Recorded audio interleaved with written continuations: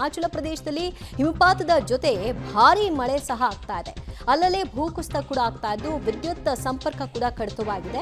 ಬುಡಕಟ್ಟು ಪ್ರದೇಶ ಲಹೌಲ್, ಚಂಬಲ್ ಸೇರಿ ಹಲವು ಕಡೆಗಳಲ್ಲಿ ಹಿಮಪಾತ ಆಗಿದೆ. ಹಲವು ಕಡೆಗಳಲ್ಲಿ ವಾಹನಗಳೇ ಕೊಚ್ಚಿ ಹೋಗಿರುವಂತಹ ದೃಶ್ಯಗಳು ಕೂಡ ಸಿಗ್ತಾ ಇದೆ. ಹಿಮಾಚಲ ಪ್ರದೇಶದಲ್ಲಿ ಹಿಮಪಾತದ ಆರ್ಭಟಕ್ಕೆ ಜನಜೀವನ ಅಸ್ತವ್ಯಸ್ತವಾಗಿದ್ದು ಎಲ್ಲಿ ನೋಡಿದ್ರೂ ಕೂಡ ಹಿಮದ ರಾಶಿ, ಭೂಕುಸಿತ ಆಗ್ತಾ ಇದೆ, ವಿದ್ಯುತ್ ಕಂಬಗಳು ಧರೆಗುರುಳ್ತಾ ಇದೆ. ಬುಡಕಟ್ಟು ಪ್ರದೇಶವಾಗಿರುವಂತಹ ಲಹೌಲ್, ಚಂಬೇಲ್ನಲ್ಲಿ ಈಗ ಸದ್ಯ ಜನಜೀವನ ಅಸ್ತವ್ಯಸ್ತವಾಗಿದೆ. ಒಂದಷ್ಟು ವಾಹನಗಳು ಕೂಡ ಮಳೆ, ಹಿಮಪಾತ ಎರಡೂ ಕೂಡ ಒಟ್ಟೊಟ್ಟಿಗೆ ಆಗ್ತಿರೋದರ ಪರಿಣಾಮವಾಗಿ ಕೊಚ್ಚಿ ಹೋಗ್ತಾ ಇವೆ ಅನ್ನುವಂತಹ ವರದಿಗಳು ಕೂಡ ಲಭ್ಯವಾಗ್ತಾ ಇದೆ. ಸಾಮಾನ್ಯ ಮಳೆ ಆದಾಗಲೇ ವಾಹನಗಳು ಒಂದು ರೀತಿ ಆಟಿಕೆಗಳ ರೀತಿಯಲ್ಲಿ ಕೊಚ್ಕೊಂಡು ಹೋಗೋದನ್ನು ನಾವು ನೋಡಿರ್ತೀವಿ. ಮರಗಳು ನೆಲಕ್ಕೆ ಕಪ್ಪಳಿಸೋದನ್ನು ನೋಡಿದ್ದೀವಿ, ವಿದ್ಯುತ್ ಕಂಬಗಳು ನೆಲಕ್ಕೆ ಕಪ್ಪಳಿಸೋದನ್ನು ನೋಡಿದ್ದೀವಿ. ಇಲ್ಲಿ ಹಿಮಪಾತದ ಜೊತೆಗೆ ಮಳೆಯೂ ಆಗ್ತಾ ಇರೋದ್ರಿಂದ ಅಲ್ಲಿನ ಪರಿಸ್ಥಿತಿ ಹೇಗಿರಬಹುದು ಅನ್ನೋದನ್ನ ಅಂದಾಜು ಮಾಡಿ. ಆ ದೃಶ್ಯವನ್ನು ನೀವು ನೋಡ್ತಾ ಇದ್ರಿ. ಕೆಲವು ವಾಹನಗಳು ಎಲ್ಲೋ ಪಾರ್ಕ್ ಮಾಡಿದರೆ ಇನ್ನೆಲ್ಲೋ ಹೋಗಿ ಅವು ಕೊಚ್ಕೊಂಡು ಹೋಗಿ ನಿಂತಿರುವಂತಹ ದೃಶ್ಯಗಳು ಕಾಣಿಸುತ್ತಾ ಇದೆ. ವಿಪರೀತವಾಗಿ ಅಲ್ಲಿ ಮಳೆ, ಹಿಮಪಾತ ಒಟ್ಟೊಟ್ಟಿಗೆ ಆಗ್ತಿರೋದ್ರಿಂದ ಜನ ಒಂದು ಕಡೆಯಲ್ಲಿ ವಿದ್ಯುತ್ ಇಲ್ಲ, ಇನ್ನೊಂದು ಕಡೆಯಲ್ಲಿ ಮನೆಯಿಂದ ಹೊರಗೆ ಬರಲಿಕ್ಕೆ ಆಗ್ತಾ ಇಲ್ಲ. ಮಳೆ, ಹಿಮಪಾತ.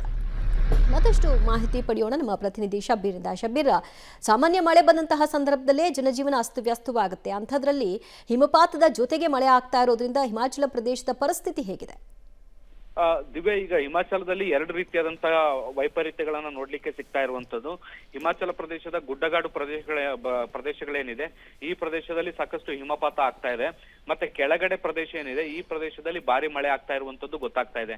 ಒಂದು ಕಡೆಗೆ ಹಿಮ, ಮತ್ತೊಂದು ಕಡೆಗೆ ಭಾರಿ ಮಳೆಯಿಂದಾಗಿ ಹಿಮಾಚಲದಲ್ಲಿ ಎಲ್ಲಾ ಭಾಗಗಳಲ್ಲೂ ಕೂಡ ಒಂದ್ ರೀತಿ ವಾತಾವರಣ ವೈಪರೀತ್ಯ ನೋಡ್ಲಿಕ್ಕೆ ಸಿಗ್ತಾ ಇದೆ. ಜನರು ಕೂಡ ಸಾಕಷ್ಟು ಅಸ್ತವ್ಯಸ್ತದ ಜೀವನವನ್ನ ಕೂಡ ಈಗ ಅಲ್ಲಿ ಫೇಸ್ ಮಾಡ್ತಾ ಇರುವಂತದ್ದು. ಮುಖ್ಯವಾಗಿ ರಸ್ತೆಗಳ ಮೇಲೆ ಕೂಡ ಹಿಮಪಾತ ಆಗ್ತಾ ಇರುವಂತ ಹಿನ್ನೆಲೆಯಲ್ಲಿ ಸಂಚಾರಕ್ಕೆ ಬಹಳ ದೊಡ್ಡ ಸಮಸ್ಯೆ ಆಗಿರುವಂತದ್ದು. ಮತ್ತೆ ವಿದ್ಯುತ್ ಕೊರತೆಯನ್ನು ಕೂಡ ಜನರು ಎದುರಿಸ್ತಾ ಇದ್ದಾರೆ.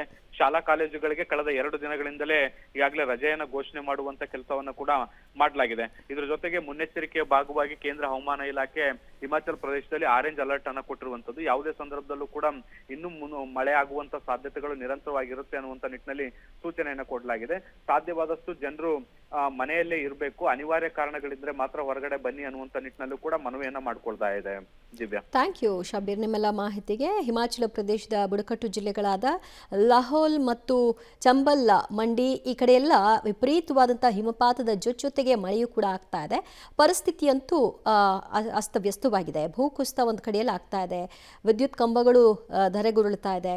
ಇದರ ಮಧ್ಯೆ ವಿದ್ಯುತ್ ಸಂಪರ್ಕ ಕಡಿತವಾಗಿರೋದ್ರಿಂದ ಜನ ಕಂಗಾಲಾಗಿದ್ದಾರೆ. ಯಾಕಂದರೆ ಹಿಮದ ರಾಶಿ ಬೀಳ್ತಾ ಇರೋದ್ರಿಂದ ಅಲ್ಲಿ ತುಂಬ ತಂಪಾದಂತಹ ವಾತಾವರಣ ಇರುತ್ತೆ. ಅದನ್ನು ಅವರು ಹೀಟ್ನ ಮಾಡ್ಕೊಳ್ಳೋದಕ್ಕೆ ಒಂದಷ್ಟು ಮಷಿನ್ಸ್ಗಳನ್ನ ಇಟ್ಕೊಂಡಿರ್ತಾರೆ. ಕರೆಂಟೂ ಇಲ್ಲ ಅಂತ ಅಂದಾಗ ಅವರ ಪರಿಸ್ಥಿತಿ ಹೇಗಿರುತ್ತೆ ಅನ್ನೋದನ್ನು ಅಂದಾಜು ಮಾಡಿ. ಹಲವಾರು ಪ್ರದೇಶಗಳಲ್ಲಿ ಸುಮಾರು 3 ಅಡಿ ಎತ್ತರಕ್ಕೆ ಹಿಮರಾಶಿಗಳು ಸಂಗ್ರಹವಾಗಿದೆ. ಹೀಗಾಗಿ ಅಧಿಕಾರಿಗಳು ಕೂಡ ಒಂದು ರೀತಿ ಅಪಾಯದ ಸ್ಥಿತಿ ಇದೆ ಅನ್ನೋದರ ಬಗ್ಗೆ ಮುನ್ಸೂಚನೆಯನ್ನು ಕೊಡ್ತಾ ಇದ್ದಾರೆ. 2 ದಿನಗಳಿಂದ ಮಳೆ ಸುರಿತಾ ಇದೆ, ಹಿಮಪಾತ ಆಗ್ತಾ ಇದೆ, ಬಿಟ್ಟು ಬಿಡದೇ ರೀತಿಯಾಗಿ ಆಗ್ತಾ ಇರೋದ್ರಿಂದ ಅಲ್ಲಿ ಪರಿಸ್ಥಿತಿ ಹೀಗಿದೆ.